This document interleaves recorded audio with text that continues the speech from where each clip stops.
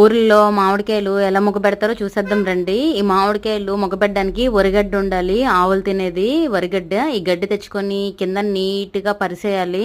సాపలాగా పరిసేసి దాని మీద మామిడికాయలు నీట్ పేర్చేయడమే, ఒకదాని తర్వాత ఒకటి, ఒకదానికొకటి అంటకుండా పేర్చాలి, లేదంటే కుళ్ళిపోతాయి. ఈ మామిడికాయలు జీడ అనేది ఆరిన తర్వాతే పేర్చాలి. ఒక పొడిగుడ్డు పెట్టుకొని నీట్ తుడిచేయాలి. తడిగుడ్డు పెట్టి తుడకూడదు, మామిడికాయలు అనేవి కుళ్ళిపోతాయి.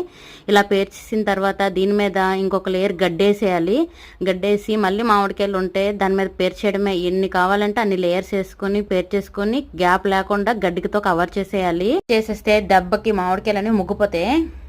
మనం 2 రోజులకి 3 రోజులకి ఒకసారి గడ్డి తీసి ఆ లేయర్స్ అన్ని ఓపెన్ చేసి చూసుకోవాలి, లేదంటే మామిడికాయలు అన్నీ కుళ్ళిపోతుంటాయి. పండిన మామిడికాయలన్నీ తీసేసి మళ్ళీ గడ్డి బయట కనిపించకుండా ఏ విధంగా ఫస్ట్ వేసాం ఆ విధంగా కప్పేయాలి. కప్పేస్తే మామిడికాయలన్నీ ముగ్గిపోతాయి.